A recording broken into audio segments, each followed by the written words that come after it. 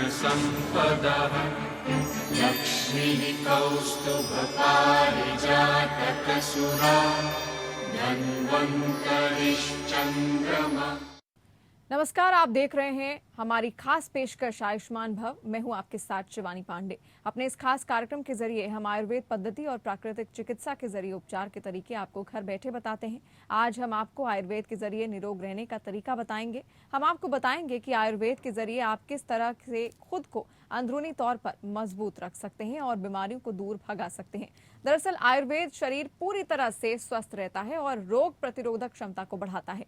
जब हमारे शरीर की प्रतिरोधक क्षमता बढ़ जाती है तो कोई वायरस या कीटाणु हमें संक्रमित नहीं कर पाता है। इस तरह हम पारंपरिक आयुर्वेदिक विज्ञान के जरिए हर रोग और हर संक्रमण की जंग लड़कर सफलतापूर्वक जीत सकते हैं। यहाँ तक कि हम कोरोना तक की लड़ाई खुद को मजबूत करके जीत सकते हैं। अगर आयुर्वेद और रोग प्रतिरोधक क्षमता से जुड़ा आपका भी कोई सवाल है तो आप हमारे साथ इस कार्यक्रम का हिस्सा बन सकते हैं। आज हमारे साथ इस कार्यक्रम में बेहद खास मेहमान हैं आयुर्वेदिक चिकित्सक सौरभ लखनपाल। आप फोन लाइन से हमसे जुड़े हुए हैं और दर्शकों के सवालों का निदान भी करेंगे। अगर आप आयुर्वेद के जरिए निरोग रहना चाहते हैं और इससे जुड़ी जानकारी चाहते हैं तो आयुर्वेद चिकित्सक सौरभ लखनपाल से आप सवाल कर सकते हैं। तो आप हमारे साथ इस कार्यक्रम का हिस्सा बनिए और सुलझाइए अपनी समस्याएं। हमारी फोन लाइंस खुल चुकी हैं, आप कॉल करके अपना सवाल पूछ सकते हैं। आरोग्यं धनसम्पदः लक्ष्मीः कौस्तुभपारिजातकसुरा धन्वन्तरिश्चन्द्रमा। तो आप अपना सवाल हमसे कर सकते हैं और बहरहाल हमारे साथ हमारे खास मेहमान हमारे चिकित्सक डॉक्टर सौरभ लखनपाल जुड़ चुके हैं, जो कि एक आयुर्वेदिक चिकित्सक हैं और तमाम सवाल हम भी उनसे करेंगे और आपका अगर कोई सवाल है तो उसका निदान भी वो जरूर करेंगे। डॉक्टर साहब, आपका बहुत स्वागत है हमारे इस खास पेशकश में। सबसे पहले आपसे यही सवाल पूछूंगी कि आखिर इम्यूनिटी है क्या, रोग प्रतिरोधक क्षमता है क्या? थैंक यू शिवानी जी, मेरे को यहाँ बुलाने के लिए, बात करने के लिए।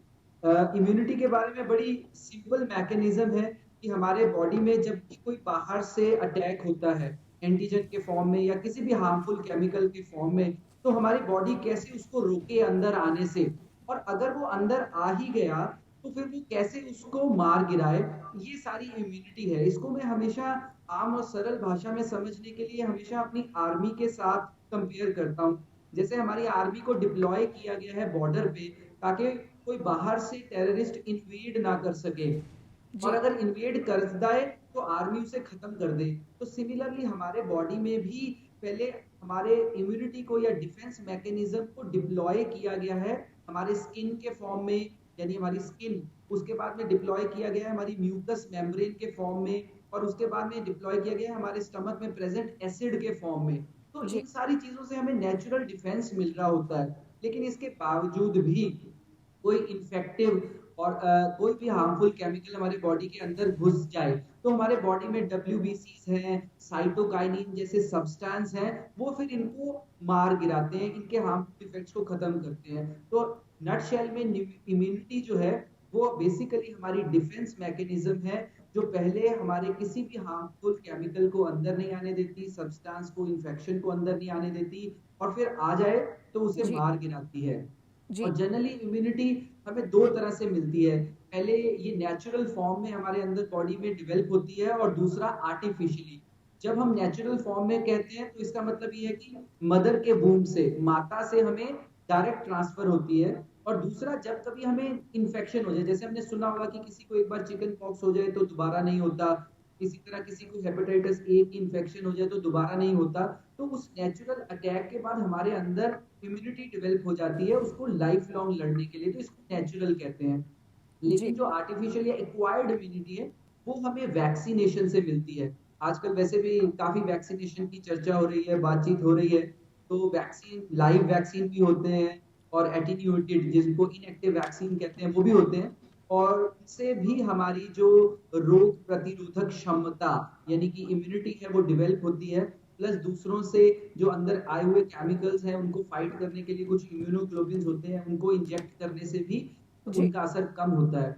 इस तरह से एक्वायर्ड आर्टिफिशियल फॉर्म में हमारी जो डिफेंस फोर्स है, natural barrier, skin, mucous membrane और एसिड से लेके और एंटर करने से लेके सब WBC और साइटोकाइनिन सब्सटेंस, ये सारा मिलके जो एक इकोसिस्टम बनाते हैं उसे इम्यूनिटी कहते हैं।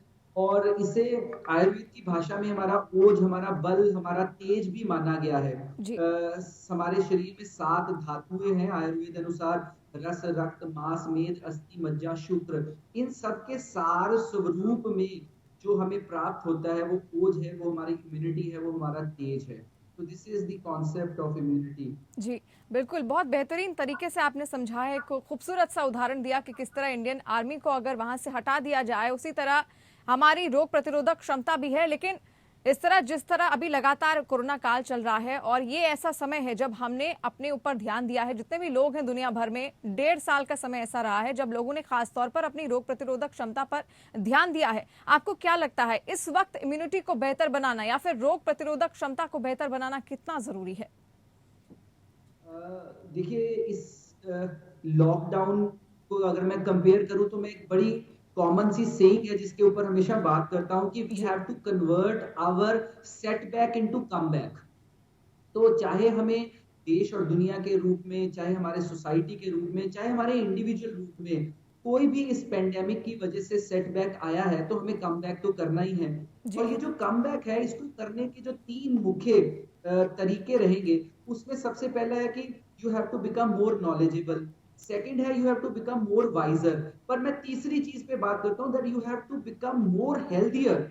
अगर किसी ने इस पेंडेमिक से ये नहीं सीखा कि मुझे अपने आप को पहले से हेल्दी रखना है, और हेल्दी की जब बात आएगी तो सारी की सारी definition it will rotate around the immunity, जी। क्योंकि हमारी बेसिक हेल्थ वहीं से इस पेंडेमिक में मिलती है। और वैसे भी मैंने आपको बताया हमारी 7 धातुओं का सार है, तो इसलिए इसको बिल्ड करना तो बहुत इंपॉर्टेंट है।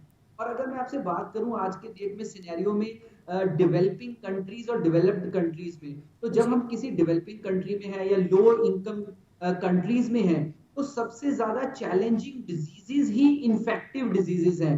जैसे कि सबसे बड़ा कारण हमारी सोसाइटी को बीमार करने का लोअर रेस्पिरेटरी ट्रैक इन्फेक्शन, जैसे निमोनिया और ट्यूबरक्लोसिस, और अब ये नया पेंडेमिक कोविड है। इसके अलावा दूसरे नंबर पे डायरिया, यानी कि जी। पेट की इन्फेक्शंस हैं। सिमिलरली कुछ और डिजीजेस में लाइफस्टाइल की छोड़ दूं तो नेक्स्ट मलेरिया, इस तरह की चीजें हैं। तो ये जितने भी लो इनकम कंट्रीज हैं, इनमें इन्फेक्टिव डिजीजेस बहुत ज्यादा एग्जिस्ट करते हैं। तो इन सारी चीजों से फाइट करने के लिए हमें अपने इम्यून सिस्टम पे काम तो करना ही पड़ेगा। तो इम्यून जी। सिस्टम स्ट्रॉन्ग करने के लिए जितना हम अपने बॉडी को, अपने माइंड को, अपने इमोशंस को, इन तीनों को हेल्दियर बनाएंगे, उतनी ही हमारी इम्यूनिटी ज्यादा डेवलप होगी। इसमें कुछ इंटरनल रीजंस होंगे, कुछ एक्सटर्नल कारण होंगे। इन दोनों को मिला के we need to build our immunity if we want to be healthier and convert our setbacks into comebacks. जी, बिल्कुल, आपने कहा कि हमें स्वस्थ रहना बेहद ज़रूरी है और स्वस्थ रहने के लिए इस वक्त रोग प्रतिरोधक क्षमता को बेहतर करना बेहद ज़रूरी है। तो ऐसे में मेरा सवाल आपसे यही है कि किस तरह क्या खान-पान हो और आयुर्वेद में ऐसे कौन से उपाय हैं, कौन से तरीके हैं जिससे आप अपनी इम्यूनिटी को और बेहतर और संतुलित रख सकते हैं? शिवानी जी और बाकी सभी दर्शकों के लिए, जैसे कोई भी इमारत या बिल्डिंग बनाते हैं तो वो उसके बीम्स और पिलर्स पे टिकी रहती है, तो जी। इसी तरह हमारी जो इम्यूनिटी, जैसे आपने पूछा कि वो कैसे बढ़ सकती है या कैसे उसकी संभाल की जाती है, तो बेसिक जो 3 पिलर्स हैं इस चीज के, उस वो उनका नाम है आहार, निद्रा और ब्रह्मचर्य। जी। आहार, निद्रा और ब्रह्मचर्य। लेकिन मैं इसमें 3 चीजें और भी जोड़ता हूँ। ये तो हो गए पिलर, लेकिन बीम के तौर पे वो है योगा, मेडिटेशन, हमारे रसायन, और हमारी ड्रिंक्स, सिप्स या पेय पदार्थ जो हम लेते हैं। तो जी। कुल मिला के आहार, निद्रा, ब्रह्मचर्य, योगा, रसायन और पेय द्रव्य, फ्लूइड्स, इनके ऊपर हमारी इम्यूनिटी डेवलप करती है। आहार में किस तरह के प्रोटीन्स हमारे अंदर जा रहे हैं, जो हमारे डब्ल्यूबीसीज या दूसरे हमारे इम्यूनिटी को, डिफेंस को प्रोवाइड करने वाले सब्सटेंसेस हैं, उनको स्ट्रेंथन करते हैं। उस तरह के आहार हमें प्रेफर करने चाहिए, जनरली जो ताज़े हैं, सीजनल हैं, लोकल बने हुए हैं, उसी जलवायु से उत्पन्न हैं, वो आहार हमेशा एज ए थंब रूल अच्छे रहे हैं। जब हम निद्रा की बात करते हैं तो हमें 6 से 8 घंटे की नींद जरूर लेनी चाहिए। ऐसा नहीं है कि रात को 3-4 बजे सो के और सुबह 10-11 बजे उठना तो फिर कहना 6 से 8 घंटे की निद्रा हो गई। नहीं, हमें सूरज उगने के 1 घंटे के अंदर अंदर उठ जाना चाहिए। That means thumb rule is कि हमें रात को 11 बजे तक सो जाना चाहिए। ब्रह्मचर्या है ऑस्टेरिटी, कि जी। ब्रह्मचर्य का पालन करना चाहिए। उसके बाद में योगा एंड मेडिटेशन की जब हम बात करते हैं तो योग में यम, नियम, आसन, प्राणायाम, धारणा, ध्यान, समाधि, इस तरह से 8 अष्टांग योग जिसे बोलते हैं, 8 अंग हैं। तो उसमें प्राणायाम भी आ गया। डूइंग ओनली योगा आसन इज नॉट योगा। तो जी। हमें ये 8 के 8 लिम्ब लाइफ में फॉलो करने हैं। तो दिस इज इंपॉर्टेंट एस्पेक्ट। उसके बाद में प्लेंटी ऑफ लिक्विड्स या पेय द्रव्य की जब हम बात करते हैं तो पानी हमें कम से कम 3-3.5 लीटर पानी जरूर पीना चाहिए दिन में, जी। जिससे हमारे टॉक्सिन्स रिमूव होते हैं। और लास्ट में मैं बात करता हूँ रसायन की। रसायन बेसिकली एक आयुर्वेदिक टर्म है जिसका मतलब है एक्टिवेशन ऑफ इम्यून सिस्टम करने वाली वो टेक्निक्स या द्रव्य, उनको रसायन कहा गया है। हर वो टेक्निक, हर वो द्रव्य, हर वो हर्ब, हर वो स्पाइसेस, हर वो जी। औषध जो हमारे इम्यून सिस्टम को बिल्ड करें, उन्हें रसायन कहते हैं। तो ये सिंगल ड्रग बेस्ड भी होते हैं, मल्टीपल ड्रग बेस्ड भी होते हैं। तो हमारे किचन्स में, इंडियन किचन्स में जो हर्ब्स एंड स्पाइसेस का इस्तेमाल होता है, जैसे हम बहुत इस्तेमाल करते हैं हल्दी का, और जी। घर में बहुत तुलसी का चलन है। तो ये सारी वो चीजें हैं जो रसायन के तौर पे हमारे इम्यून सिस्टम को बिल्ड करती हैं। जी। आपके अगर कोई भी सवाल है तो हमारी फोन लाइंस खुली हुई हैं। आप अपना सवाल आयुर्वेद चिकित्सक सौरभ लखनपाल से पूछ सकते हैं। वो आपके सभी सवालों का जवाब देने के लिए बिल्कुल तैयार हैं। डॉक्टर साहब, आपसे ये सवाल पूछना चाहूंगी कि आपने कई जड़ी बूटियों का बताया, तुलसी, हल्दी का आपने जिक्र किया, इसके अलावा और कौन सी वो जड़ी बूटियां हैं और कौन से वो मिश्रण है जिससे इम्यूनिटी यानी कि रोग प्रतिरोधक क्षमता बढ़ सकती है? ऐसा है कि हमारे जितना भी हर्ब्स का खजाना इस समय हिंदुस्तान में रहने वाले नागरिकों को या यहाँ से वर्ल्ड में ट्रेवल हुआ है, उसमें जो 5 खास औषध द्रव्य हैं, उनमें गिलोय गिलोय का बहुत अच्छा रोल है। दूसरे नंबर पे आंवला, जिसमें विटामिन सी डोमिनेंटली बात की जाती है मॉडर्न टेक्निक के हिसाब से, लेकिन आयुर्वेद के अनुसार उसका जो कॉम्पोजिशन है वो ज़्यादा वात, पित्त, कफ, इस तरह के कंपोनेंट्स पे डिपेंडेंट होता है। लेकिन आंवला एक बहुत अच्छा रसायन है जो हमारा इम्यून बूस्ट करता है। फिर हमारे हल्दी का, जैसे मैंने अभी जी। आपको बात किया, गोल्डन मिल्क की प्रेपरेशन है, उससे बनने वाले और बहुत सारे औषध द्रव्य और रूटीन में हमें यूज़ करते हैं, तो हम उसे एंटीसेप्टिक प्रॉपर्टी की वजह से भी जानते हैं और इम्यून सिस्टम को भी बिल्ड करता है। इसके अलावा जैसे तुलसी की हमने बात की, तुलसी की बहुत सारी वैरायटीज हैं जो हमारे इम्यून सिस्टम को बिल्ड करती हैं। और एक और इम्पॉर्टेंट द्रव्य है जिसका नाम है अश्वगंधा। तो अश्वगंधा का भी जो यूज है वो हमारे बल के लिए काफी होता है। तो इस तरह से गुड़ुची या गिलोय जिसको बोलते हैं, आंवला, हल्दी, तुलसी और अश्वगंधा, ये काफी नोन अच्छे हर्ब्स हैं जो हमारे इम्यून सिस्टम को डेवलप करते हैं। ये तो हुए जी। एकल द्रव्य। लेकिन जैसे आपने मेरे से पूछा कि ऐसे कौन से मिश्रण हैं जो इनको अच्छा कर सकते हैं, तो मार्केट में अवेलेबल प्रेपरेशंस हैं, या आप खुद भी बना सकते हैं। उसमें च्यवनप्राश बहुत बड़ा नाम है। तो बहुत सारी कंपनीज बनाती हैं, हम इस नाम को जानते भी हैं, और आंवला इसका मुख्य द्रव्य है। तो जी। इससे बना हुआ जो च्यवनप्राश है वो दिन में 1 से 1.5 चम्मच लेने से काफी इम्यून सिस्टम को बल मिलता है। फिर और भी आयुर्वेद में हमारे द्राक्षा अवलेह है। अवलेह का फॉर्म है कि वो सेमी सॉलिड इन कंसिस्टेंसी होता है। तो द्राक्षा जो है, द्राक्षा से बना हुआ जो अवलेह है वो बहुत अच्छा है। इसके अलावा इंदुकांत घृत, हम घी का इस्तेमाल करते हैं अपने रूटीन में, लेकिन वो भी अगर हर्ब्स से ट्रीटेड हो और उसमें एक इंदुकांत घी है और उसको हम अपने खाने में शामिल करें, तो उससे भी हमारी इम्यूनिटी बढ़ती है। फिर इसके अलावा अरविंद आसव है, वो भी 10 से 20 ml की डोज में अगर इक्वल क्वांटिटी में गर्म पानी के साथ खाने से आधा घंटा पहले या आधा घंटा बाद खाली पेट लिया जाए, जी। तो वो काफ़ी अच्छा साबित होता है। और हरिद्रा खंड, ये ग्रैन्यूल्स हैं, जिस तरह से बॉर्नवीटा होता है एक तरह से, उस तरह से ग्रैन्यूल्ड प्रेपरेशन है। तो इसका इस्तेमाल करने से भी हमारी जितनी भी क्रोनिक चैलेंजेस हैं, एलर्जीज हैं, या इम्यून सिस्टम्स को लेके डेफिशिएंसीज हैं, जिनको कोई नाक में एलर्जी रहती है, अस्थमा रहता है, स्किन के डिसऑर्डर्स रहते हैं, तो ये कुछ ऐसे मिश्रक द्रव्य हैं या मिश्रक सब्सटेंसेस हैं या मिश्रक ड्रग्स हैं जो हम इस्तेमाल करके जी। अपने आप को निरोग कर सकते हैं। लेकिन बिल फिर भी मैं ये कहूँगा कि जी। हमेशा अपने चिकित्सक के परामर्श से या अपने आयुर्वेद के विशेषज्ञ के परामर्श से ही इनका सेवन करें। जी। एक दर्शक हमारे साथ जुड़ रहे हैं, डॉक्टर साहब भगवान सिंह, आपका बहुत स्वागत है। भगवान सिंह, क्या है आपका सवाल? मेरा मेन ये सवाल है कि जहाँ पर मेरी एक निजी भूमि है उस पर अवैध रूप से कब्जा किया जा रहा है, मगर उस पर आप अगर आयुर्वेद से जुड़ा कोई सवाल पूछना चाहते हैं कि किस तरह आपकी रोग प्रतिरोधक क्षमता बढ़ सकती है, तो वो सवाल आप डॉक्टर साहब से पूछ सकते हैं फिलहाल। बहुत शुक्रिया भगवान सिंह जी।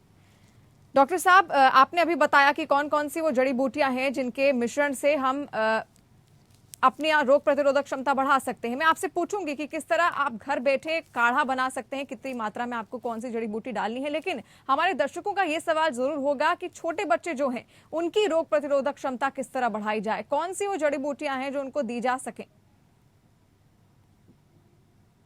छोटे बच्चों को अगर मैं बहुत छोटे इन्फेंट से स्टार्ट करूं तो सबसे बड़ा जो इम्यूनिटी का बूस्टर है वो तो माता का दूध ही है। तो जो बच्चे 1 साल से 9 महीने से छोटे हैं और लैक्टेटिंग हैं, अपने मदर्स मिल्क पे या मदर की फीड पे हैं, उनके लिए उससे बड़ी इम्यूनिटी कोई नहीं हो सकती। तो this is the first thing that we start. उसके बाद में जब हम थोड़े से और बड़े होते हैं, बच्चे और बढ़ने की तरफ जाते हैं, तो यस ऑफ कोर्स, जैसे मैंने अभी शेयर किया आपके साथ कि गिलोय एक ऐसा हर्ब है जो हर एज ग्रुप को सूट करता है, लेकिन वो कितनी डोज में होना चाहिए, किस तरह की प्रेपरेशन में होना चाहिए, वो डेफिनेटली डिपेंड करता है। तो हमें बच्चे की आयु देख के उसके हिसाब से रखना चाहिए। लेकिन इसके अलावा एक और बड़ा इंपॉर्टेंट बात है बच्चों में इम्यून सिस्टम को बिल्ड करने के लिए, वो है कि जो हम फीड या फूड ले रहे हैं उसकी कैलकुलेशन कैसी है। जो बच्चों का फूड है वो जैसे एक दिन में 3 मील्स और 2 स्नैक्स जरूर होने चाहिए। उसमें जंक फूड बिल्कुल नहीं होना चाहिए, फास्ट फूड बिल्कुल नहीं होना चाहिए। हमारे बच्चों को चपाती, दाल, चावल, इस तरह के कार्बोहाइड्रेट्स लेने चाहिए। फिर उससे थोड़ी कम मात्रा में सब्जी और दालें लेने चाहिए। फिर उससे थोड़ी कम मात्रा में फ्रूट्स और सैलेड्स लेने चाहिए। फिर उससे थोड़ी कम मात्रा में ऑयल्स का सेवन करना चाहिए। उससे थोड़ी कम मात्रा में डायरी और पोल्ट्री का यूज करना चाहिए और सबसे कम मात्रा में शुगर का यूज करना चाहिए। तो इस तरह से जो बच्चे हैं उनका जो पोषण है या डाइट है वो बैलेंस्ड जरूर बनानी चाहिए, रेदर देन जंक और उस फूड के अराउंड बनाने के लिए। और नेक्स्ट अगर मैं बात करूं तो जैसे मैंने अभी बात की थी द्राक्षा अवलेह की, तो द्राक्षा अवलेह भी बच्चों के लिए बहुत अच्छा है। और इसके अलावा बच्चों की इम्यून सिस्टम को बिल्ड करने के लिए जो उनके माइंड की टॉलरेंस को भी बढ़ाए और उनके शारीरिक बल को भी बढ़ाए, उसमें ब्रह्मी का बहुत अच्छा रोल है।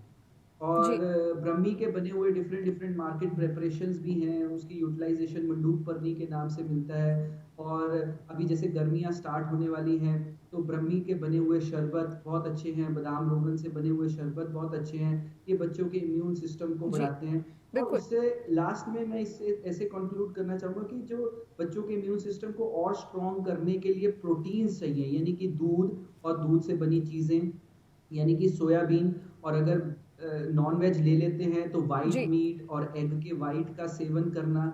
और अगर इन सारी सप्लीमेंटेशन से ऊपर है तो जैसे सोया मिल्क है, टोफू है, इस तरह की जो प्रोटीन के पदार्थ हैं ये बच्चों में इम्यूनिटी बहुत बढ़ाने वाले होते हैं। तो इन सब का ध्यान रखना चाहिए और डाइट, औषध और विहार के बेसिस पे बच्चों को बिल्कुल। डॉक्टर साहब, समय कम है, आपसे इतना जानना चाहूंगी कि अगर काढ़ा घर में बनाया जाए तो किस तरह से बनाया जाए, किस जड़ी बूटी को कितनी मात्रा में उसमें डाला जाए? बहुत कम समय है, आप जल्दी से इसका जवाब दे दीजिए।